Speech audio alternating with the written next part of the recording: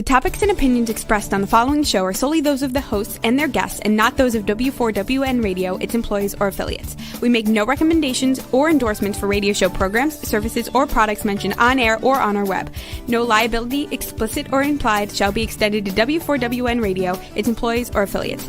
Any questions or comments should be directed to those show hosts. Thank you for choosing W4WN Radio. Are you ready to take a journey? Let's connect with the healers of the world. It's that time. It's time for the Language of Healing on W4WN Radio and Talk 4 TV. Now here's your host, Dr. Nicole Horton. Hello, world. Welcome back to the Language of Healing podcast on W4WN.com and all the podcasting platforms. You can catch previous shows and stay tuned on all of the Language of Healing content out there, and what these topics are, what support a more holistic life. So it's being healthy from every angle, not just focusing on physical health or mental health, but also financial health. And that's one aspect we're going to tune into today with a fabulous guest expert, badass businesswoman, Christine Walsh. She's a money strategist and author, speaker, also has her own podcast started, Made for Money, which is really great. I highly recommend. Let's bring her on. We'll give her a little introduction because I'm so happy to have you here because you are just a woman that is on such a strong purpose, mission, and you really have so much wisdom to share. And wisdom to me is not just the theory, but it's the experience and how to apply that into life.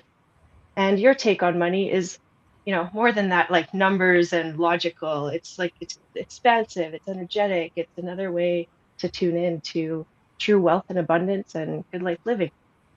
So thanks for having us, or having you. Thanks us for having you. Thank you for thanking me. Yeah. I'm so glad to be here. And I know we've had conversations in the past and they've always been so robust and rich, to use a term around finances that mean beyond the numbers, to your point. So I'm glad to be here. So thank you. Yeah, today we were kind of honing in on the theme around money as an act of self-love, self-care. Because yes, the numbers matter, right? And some strategies and goal setting. And but this is, in this time of year, January, where people are maybe feeling that, the Blue Monday, they say, right? Like, I don't know if it's, I think psychological and societal, these patterns and cycles we go through, it's, maybe, people are feeling that bit of the hit. Yeah, particularly, this year there's a lot going on. I'm down in the United States, and there's just a lot of collective energy that is easily for anyone, whether they have tools, no tools, all the tools, whatever, to get wrapped up into. And so if there is, there's resolutions, there's Blue Mondays, there's a lot of different things that can happen in Monday. The weather patterns are crazy around the state, and up north as well. And so that's why coming back to this idea around your own health and well-being in all the different aspects, financial included, is such an important aspect when we dig deeper than just the logical part of it, because it's what needs to ground us when times are chaotic. And if we don't have that, then we are running into issues with our own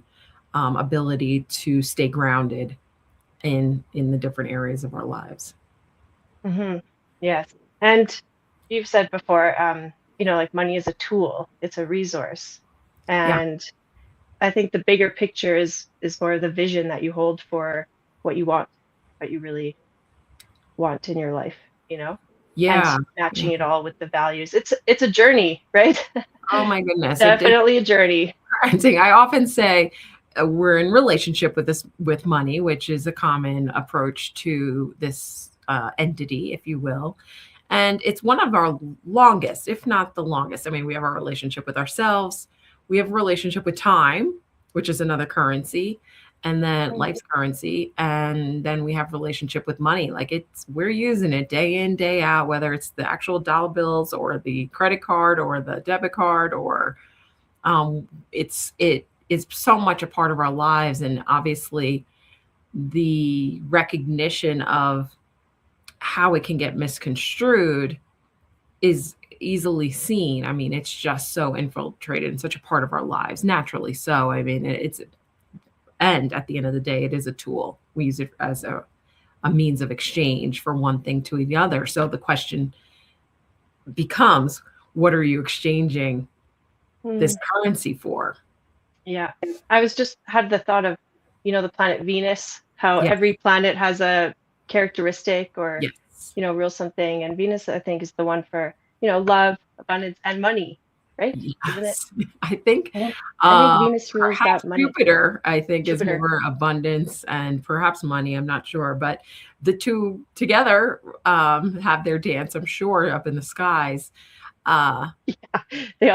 It's a big orchestra. We're Yeah. just playing a little, what notes are we playing today? Yeah. I love this idea of as money. And again, I want the invitation for the listeners and the audience members to think about it, not so much like money is like the real thing that goes around the world and exchanges hands and stuff like that, but the essence of money to be a vehicle for our own self-awareness, self-love, because I believe that we are using money as a vehicle to get something to give us a feeling, move us forward in life some way, shape, or form. It's a means of expression, maybe the clothes we wear or the kind of food we buy, and so when we start to look at it as a vehicle for our own self-actualization, not to get too deep, but at some level, it really can open up the idea that it's not just, okay, money, it's such a heavy burden, all this stuff, because it is a journey and we're using it every day. So what if we started to look at it from a place of curiosity, as we would any other relationship that we want to cultivate? Yeah. Like that. Yeah. Cultivation. Yeah. Okay. So where would one start? If you were like, because if money is the mirror, a bit of a mirror reflection, how does one start with the more awareness or? Yeah. Well, I'll take you through one of my favorite exercises that I do with my clients is we do go through a values assessment. And that really, it sounds a little bit more technical than it is, but anyone can go online, and if you haven't done this, grab just a list of values and principles, just words, and identify your top 10, top 5, top 3, whatever values that you associate or want to associate with money, and your financial well-being and your financial health. And from there, take the time. There's, like I said, there's plenty of exercises online. I'm sure AI can, any of our AI things can help out there too. Yeah, I like the idea of having a list of it and then picking the ones that resonate with you instead of just like sitting with a blank page and being like, oh, that's the invitation. And how I think about it, I'm just, my values, I think for the most part, if I think of since I've been doing this work, haven't really changed. And some values are housed in another, perhaps, like an example of fun might have been at a value, I don't know, 6 years ago or something like that for me.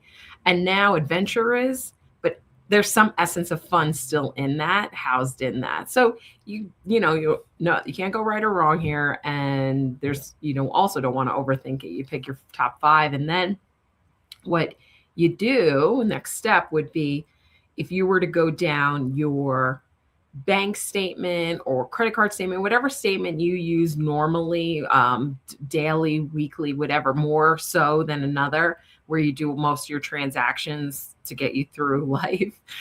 If you were to go down and assign, like link the transaction that you to one of your values that you came up with, that you chose, and see where connections are and where connections aren't. And it's quite eye-opening to see, oh, well, I am spending in alignment with my values, or I'm not, or maybe I need more values.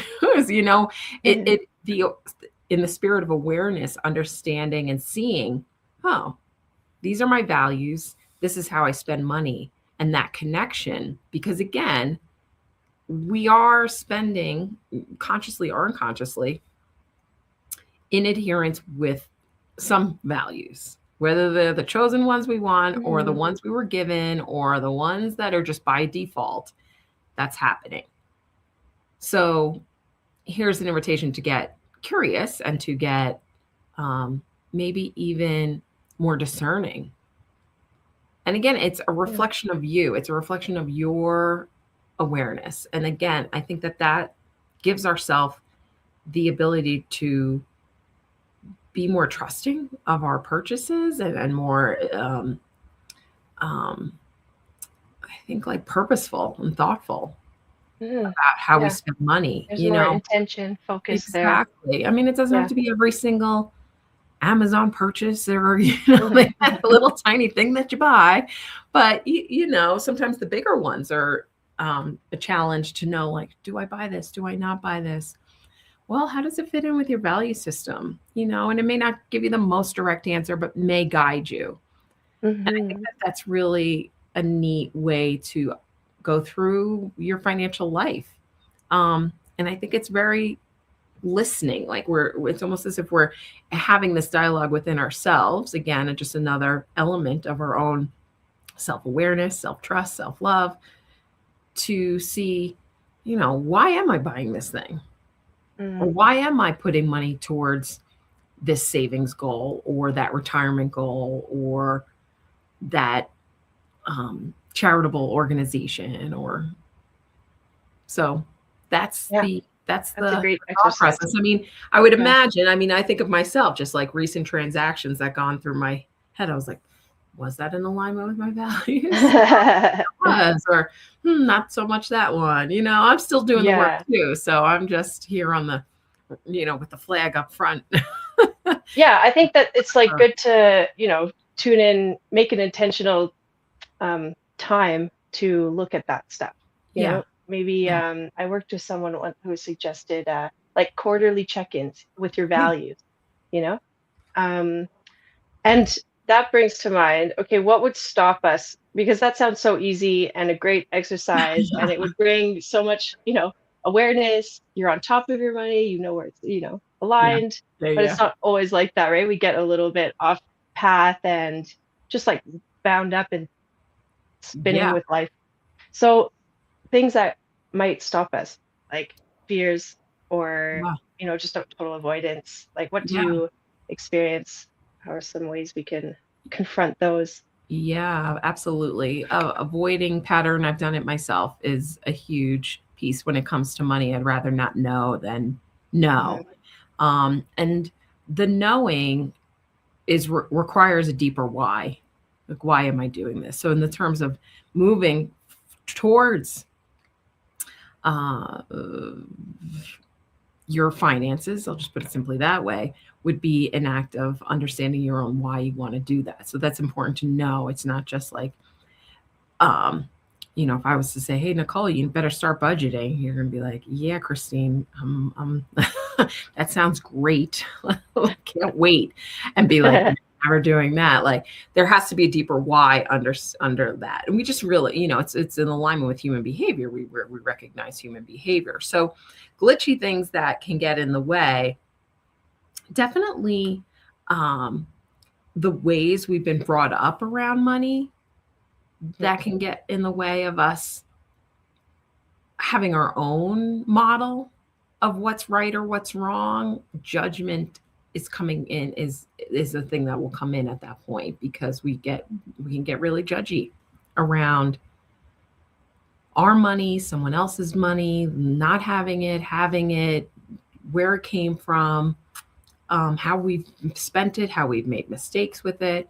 So that judgment closes the blinders on us to opening up to our own true self around money, which is, an abundant state. So just even, maybe hearing that and knowing, oh my goodness, I do judge my financial transactions, all like I don't even want to look at the bank account. Mm-hmm. And if, again, I will share, we're dealing with this thing, unless something else happens and, some other, who knows, and anything can happen these days around money, we're going to be using money for the rest of our lives. Yeah, right. Yeah. Some currency you have to, it's like natural. You exchange time, attention, Exactly. So yeah, this isn't money. This is a moment to redefine maybe the concept of money and redefine your relationship with it. And that can be daunting because there's so much that gets hooked up into it. And it starts typically in our growing up years, in our family of choice, family of origin, caregivers, religious organizations, whatever. So yeah, absolutely. Because we learn something and we just kind of keep going with it until maybe it's like there's just something that doesn't work about it anymore. And that's, builds the tension, friction. This is the perfect, I think, time in where we are present day, leaving the energy of the wood snake from, the Chinese calendar, which is all about, the snake energy is all about deep transformation and shedding. And it's a confrontational time. Things are, so all these judgments that we might, be up against or have awareness of, it is a great time energetically, or like we're really supported right now to let those fall. Yeah, because all the past, feelings, thoughts, beliefs that we've, accumulated over the years from, like you say, all those childbearing years where we're like subjective to other influences to create our own. But it's about shedding and then rebirthing into the fire horse, galloping for greatness. Oh my goodness. It's what a transition too, Yeah. I just recently did a podcast on money and holding money, because I think that also can be a thing, is that maybe if we start looking at the money may come in, it may not come in. Again, judgment. But this idea of our bodies being a portal, for lack of a better word, representation maybe, of us being able to hold and steward money. That's a word I often use around money. Again, language, speaking to the language, the name of the show, language of healing, right? Yeah. Language is so important. And what if we use different words? So in terms of us directing our money, stewarding our money in a different way, I brought in the idea of using our breath, right? Our breath is with us, again, something that's with us always, ideally, as the inhale and the exhale, mirroring the relationship with money, perhaps. So it's an inhale receiving, exhale giving. Money's a cyclical thing. Well, it's not a linear thing. So we almost, if we see that breath like coming in, inhaling, and then maybe holding, even like I can hold breath, nothing too big ego blue, but just more so like, and then exhaling, like it goes out, it goes in and it goes out, and that's how money works. And us recognizing that as a collective allows us to be in a softer perspective with it, that when we are getting judged, we're judging money, that pulling in that breath aspect. Yeah, it's like the image of like hanging on tight, like gripping it, like don't want to let it go, right? Yeah. So and how that stops flow. grew up in a household that was very much about saving and not spending a lot. We didn't have a lot, so there wasn't a lot to be like spending about, but it was more like, oh, you got it, you hold on to it.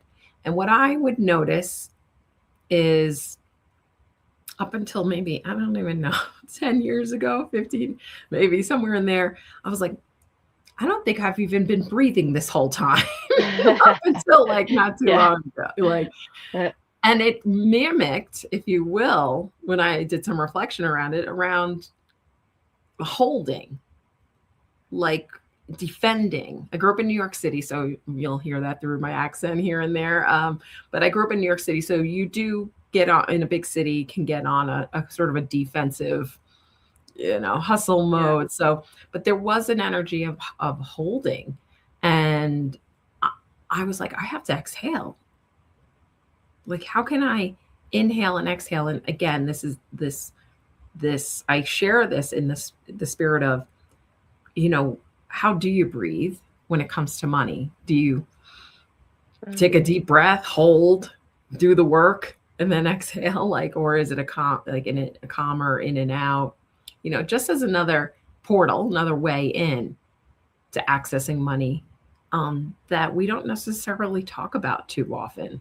And using the body as a mechanism for holding wealth in different ways, or experiencing wealth and experiencing money in different ways. Yeah, I love that. I'm all about that, because it is a frequency. We can fine tune certain things. I mean, it's all about flow. Like, pretty much, absolutely, it's all the same, whatever resource we're talking about. Absolutely, like, it has to breathe. It has to, otherwise the stagnation and stagnation can be caused by so many things, like the internal chatter, the physical environment. Yes. Yeah. So it comes back to, how do we ground and center and hold space enough for ourselves, for our money, for our relationships. Yeah. And it's tough goings out there, this isn't, so it could be activating to look at your money. There's so many resources now that I think can be really helpful. Whether that's through AI or Google, and it could be enough to be dangerous at the same time, but just this idea that there is a different approach to money that isn't so, as you know, Nicole, I pull in this idea that there's a feminine power within all of us that we can access, that actually lends itself to more creativity around money, more ideation, more flow, versus traditionally what has been very structure, and this is the way, and that's not bad. We do need the structure, because if we had no structure, we'd have no flow, because it would be all over the place, spilling out. Mm-hmm. So we need both, but the pendulum swung so far wide to structure, and this is the way it's done, and cut back, and that I hope in the conversation even here is, what would it look like if there was more creativity around money? Meaning, how could I do this differently? This is the way I was taught when I was a kid on how to do money, or how I wasn't taught anything. What might be a way that I can do this? And there's a lot at stake, whether or not we have a lot or a little, if we're attached to that tool and that resource. The first work starts with awareness, and then the second piece is this almost like a reconcilement of what has transpired. And in that awareness and in reconcilement, we can then start to move to more alignment around, these are our values. But there is a little bit of a reckoning in that. It sounds great and easy. Yeah. I was back to the pendulum, because if we are this, very structured, rigid, like, numbers based, and then I just see the other side, maybe where it's all positive affirmation and kind of like the very creative, where it's not grounded. I think somewhere in the middle is where you even speak to this. You bridge the creativity and with structure, like physical and spirit. Let me Sherry, appreciate you bringing that up Powerful because antenna then, maybe we take away the analogy or metaphor, I always forget which one's which, of the pendulum, and we almost think of a three-legged stool of logic, the numbers, these are the numbers, this is the emotion, which we want to appreciate. And then there's a third leg, because this stool doesn't stand on two legs, of an intuitive. Okay. And that the intuitive part, that's us trusting ourselves, trusting our vision, trusting our goals, trusting ourselves, whatever, that may bridge the two together. So when I work mainly with women business owners, we go through pricing, or we go through someone's financials, or we're going through, goals, revenue goals, or things like that. And this can be done even in a personal spending plan or something. We look at the numbers. I'm in a place as a support person on a team with someone to say, okay, well, we're going to look at these numbers together. I almost want you to strip out any meaning that they make. It's like, just the facts, ma'am, just the facts. Yeah. But we look at the numbers, and then we touch in on the emotional aspect, like what is coming up, like what is good, what's working, what's not working. Like, let's hear that be said and stated. And then somewhere in the middle lines up that intuitive, like, this is the number, like this is what I want, or this, just can feel it in your body. And again, just coming back to this idea of money being a vehicle for our own reflection of how we show up in the world is a beautiful thing. So if anyone's on the personal development path, they can start to apply any of the successes or awarenesses to money, and I think they'll have great success there too. Yeah. Well, that ties it all together. The awareness of it, the reconciliation, and then the alignment. Yeah. And it's easier to move forward when. Yeah, for sure. When things are in alignment and everyone's on board, right? Like, yeah. That's and what that one of my mentors. Oh, go ahead. Just real quick. One of my mentors, Kate Michaels, who taught me emotional wisdom training, and she's all about the core alignment with the, physical, mental, emotional, like conscious, subconscious, unconscious. But she really spoke about with awareness and acceptance creates an awakening. So it's the same, this concept you can apply in so many areas. Like, you have to see it first, and then find some level like acceptance, forgiveness, some softening about it, because the awareness can be like amazing, or it can be deeply confrontational, painful. For sure. And then, so I think that's part of the journey, right? So, and the non-judgment piece, that's important to remember in there, that like, no matter where you're at with it, there's still room to soften and move forward. And it's one of the things that we kind of forgot when I started this work. I was on my own personal journey with money, and sometimes the money coach needs her own money coach. I didn't know it at the time. That's what actually got me into the work. But I grew up in New York City. My background's finance and accounting and investment banking. Like, I did global investment banking when I worked in Wall Street. And I moved out to Colorado. I did 20 years ago. And my financial, like the books part of me, just kind of went out the window. And so therefore, I wasn't really paying attention to my own financials. And I ended up unemployed at one point, losing my home to foreclosure, and really had to then do my own dig deep of like, it's not just the books, knowledge, logic of money that gets us through. There's another component of it. There's this emotional intelligence piece that started me on this exploration of a different way of looking at money, that it's not just, 2 + 2 = 4. And when I found myself in that place of like judging myself, shaming myself, I had to really take a moment to step back and with a lot of humility and a lot of honesty and say, there's got to be a better way.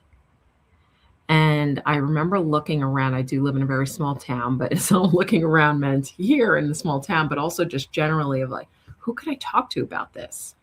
And I think that that's one of the things that I'm in the work of at this level, to explore ways that we as communities can come together in different ways, whether that's through a founder community or ecosystem, or through networking groups or something like that, where we can talk more about money, so that we can share places safely, and share in places that are safe about our money stuff, because money stuff breeds in isolation. And traditionally, it's not been polite to talk about money, particularly as a woman.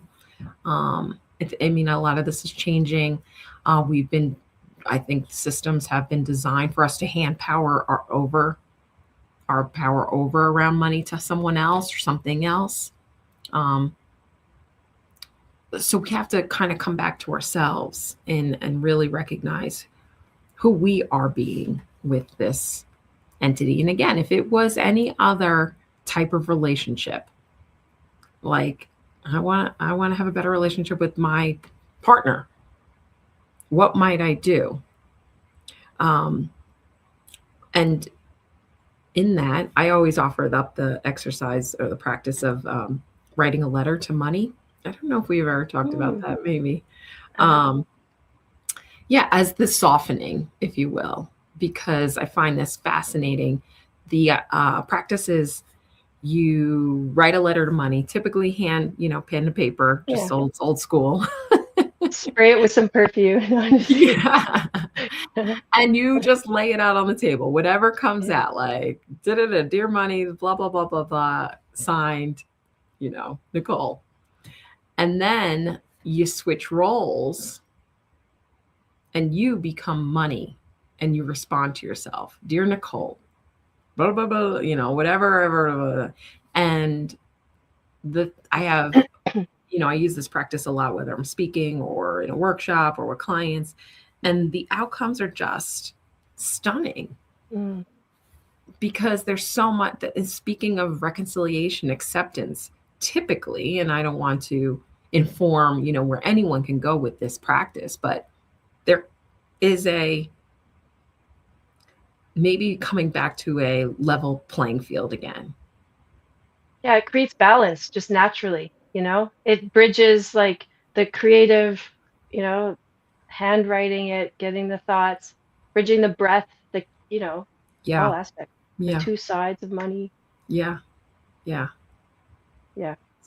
So it's a big topic. There's no doubt about it. And there's lots of different pieces.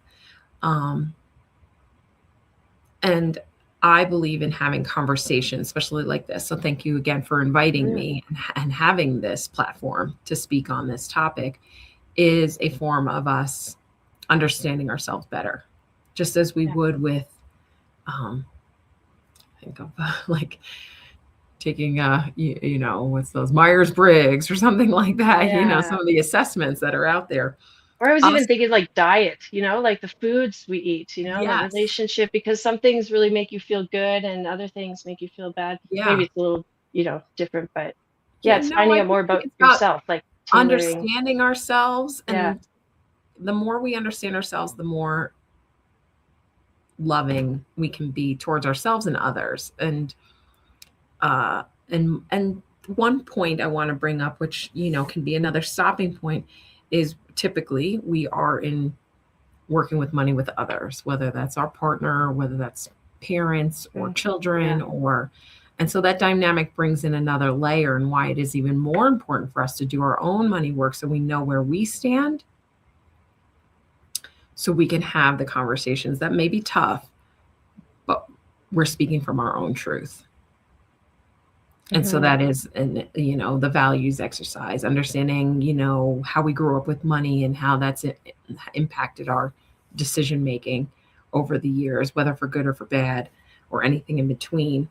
So definitely I want to acknowledge that we're not just isolated in a silo with our own, our own money stuff. We then get intertwined with other people's money stuff.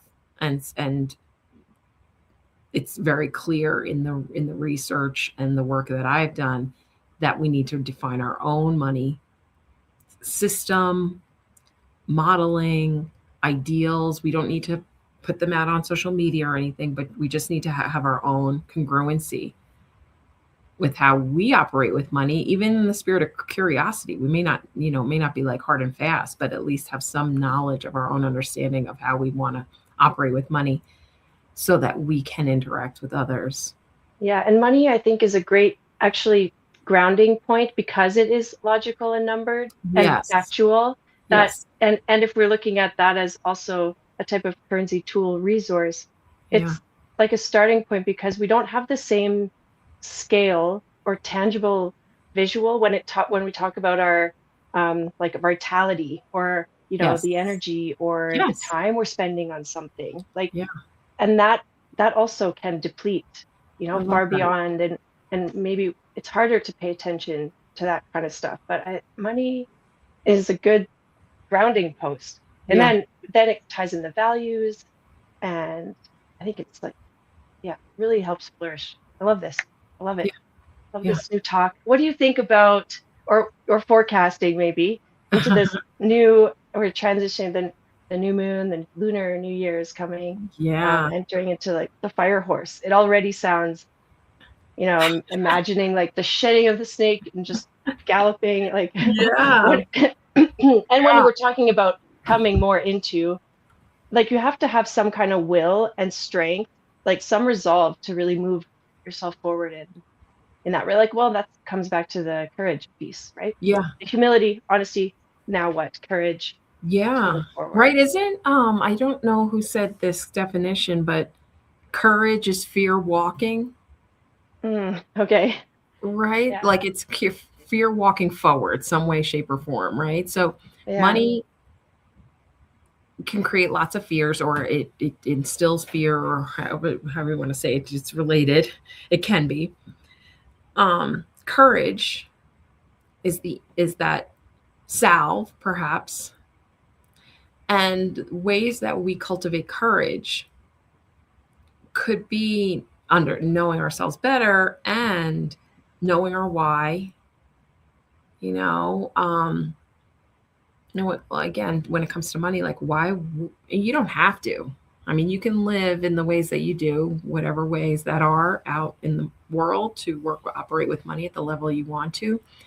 And if you're curious around a better relationship with it, knowing your why around that is huge because motivator. That's going to be the touchstone. You're Yeah. like, I don't want to do my, look at my bank account. Well, let me take out my little notepad where I wrote down why I was doing this in the first place, Yes. And to your point about and I'm just hearing this from you, it's a supportive time to be looking at this bigger Yeah, piece absolutely. because it's got momentum behind it, it's whether it's your shedding or what letting go, and then this sort of unbridled movement forward. And how do you want to move forward and design that? Yeah. Well, if someone is moved to contact you and work with you in this great space that you hold for people around their relationship with money, how can we do so? Website, podcast. Yeah. My website's rebelrisefinance.com. Yeah. So that's REB. I feel that anyone's working with money at the level that is curious around it, and the work that I do it has a little bit of rebel in them. So that the name of the business is the website is rebelrisefinance.com. Oops, chat. And then, I started a podcast in November called Made for Money. And it really, it's me speaking in my nasal New Yorker voice. I love it. It's so soothing. Your voice is so like it just carries you into this journey. And Made for Money, and that's been really, really fun to be creating. It's just me for now. I hope to have guests in one way or another, but I felt that I wanted to share some philosophies on how I approach money from a holistic point of view, using all three legs, the logic, the emotional, and the intuitive. And probably a fourth leg of a spiritual for women founders in business, but also I've heard many people say they enjoy it just from if they're in a, working for a company or something like that. Just helps open up. And again, this is my goal, is to open up the conversation amongst women around money. What's important to you about that? It's because I feel that starts to shift our world and change our world in different ways. And our world could be in our family, in our household. It could be in our local community. It could be out in different ways that we are impacting different organizations. Like money is, there are statistics about how much money is going to start to flow into women's hands from generational movement, with older generations leaving and stuff like that, and women holding on to money. We as a collective need to know and understand how we're operating with money so that we can actually steward it in ways that impact our worlds, again, locally, family wise, globally. And I think that's pretty powerful. Systemically, we are not, we have a lot against us, but internally and like powerfully, like electric, like I plug into the electricity on the side in the socket, where it's undeniable what can happen. Wow. And I get excited about that. I know. I see you light up like that plug, right? Because it's like holding that vision or that, because it is possible, right? And it changes. It changes things. Money in women's hands change things. Because we're doing this work, because you're doing this work. And that's not just, I just think people who are conscious and stewards of money it may not be in my lifetime. I don't know. I hope to see that. And I just remember me being on my own in my own money misery, perfect storm, and being like, I don't have anyone else to talk to about this. And I don't want that. I want this to be an open topic. Safe, trusted, but open. Yeah, absolutely. Yes, I can definitely relate to that. And I imagine many others as well. So thank you for getting out there and doing the work that you're doing and putting it together and creating a bit of fun and adventure around it, because that's what I feel from you too. It's like, the adventure of being curious. Yeah. And just like really, knowing your stuff and where you stand, what you want, why you want it, all of those really important factors that truly make a difference, in a conscious living life. Yeah, and alignment brings us financial success faster than time. So 100%. Yeah, same with the body, health, healing. Like it can be easier. Well, it is easier when all the pieces are on the same page. So even that like inkling of like, what's alignment for me? What does that mean? Just even the curiosity, it moves us towards that, the definition of financial success for, whatever that means for anyone. Yeah. Wonderful. Well, any other practices or last minute thoughts we haven't talked about that might be important for us moving forward? I will definitely take away this idea about like the language of being a steward of money. That really lands for me because, you're guided, you're the leader, like leader of your own life. And it loves to be told, I'll leave it with this. It loves to be told what to do. It's like a obeying dog. Yeah. Money, give it some work, give it a project. Give it a project. Tell it what to do, tell you where it needs to be, just it is a tool and it can be used for good or bad, just like a hammer is a tool. Yeah. So how are we using it? And that's your choice. Again, it's my choice, and it's not happening perfectly, but us being present to it is the movement forward. Yeah, absolutely. The awareness of it. So that exercise is good. That you first mentioned the values. Print out a list of values. Search them all up. and compare, I guess, Yeah. with your bank statements.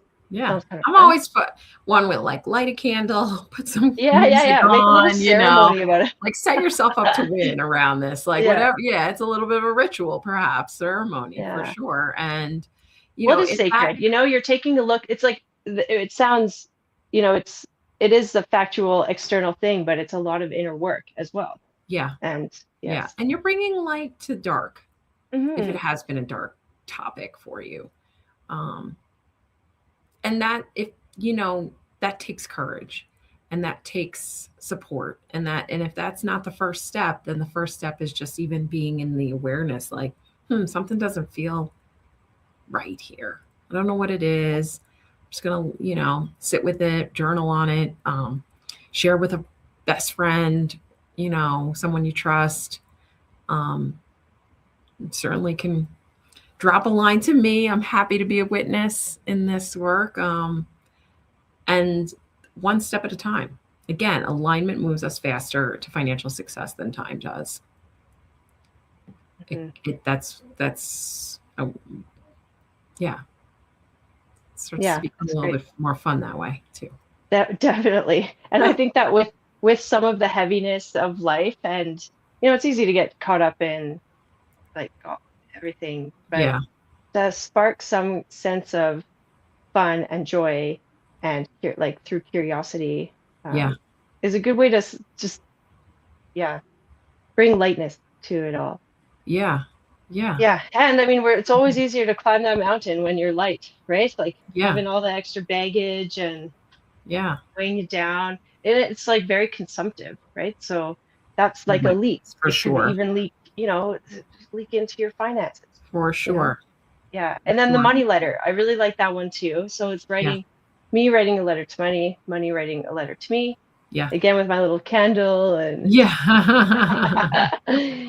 spritz of frankincense and myrrh. I under also, a full moon. Right. I love the do find someone that you may be able to share with. I think that's important too. That might be hard to find in your current circles, but there are groups out there to share, or networking, or friends, or people who want to do money differently.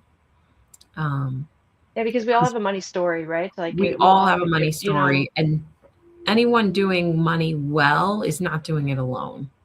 Right. Yeah. That's a good point. So we can find you at rebelrisefinance.com. You got it. Christine Walsh. Yeah. And Instagram. You're kind of on there. I am on Instagram, Christine Marie Walsh, Marie in the middle. And the Made for Money podcast. Everyone needs to get on that. Made for Money podcast. Go check it out. They're 20 minutes weekly. I mean, it's really digestible that you can listen, take away. It's intimate. And I've been getting a lot of great feedback. So I would love anyone to, hop over there and on Apple or Spotify and check that out. Let me know what you need to hear, what needs to be said, what can I talk about? Yes. Awesome. Thank you for that. Putting that out there. Keep up the good work. Thank you. Keep, good skiing. Pray for good snow. I live in Northwest Colorado, so if we haven't gotten snow, but it's been a little bit of a rough winter, but I'm just praying, we get the water for the summer, for the spring and the summer to come through for just the health of and I like that, using the winter time now is, it is a more stillness time if we're in the northern hemisphere where it's like getting dark, and it's a hibernation mode. It's a perfect time to be a bit more reflective and, even like looking back to create more. And, well, I hope everyone just reaches out to you because you have so much to share and value. And thanks again for joining us on the language of healing. You're welcome. It's great to be here. Yeah. All right. Well, it's another episode is up. Time's up. We'll have to let you go and see you next time. Bye. Thanks. Wow, what a show today. And the journey does not stop here. Come travel the world with Nicole every Tuesday at 2 p.m. Eastern Time as together we become more fluent in the language of healing on W4WN Radio and Talk4 TV. See you next week.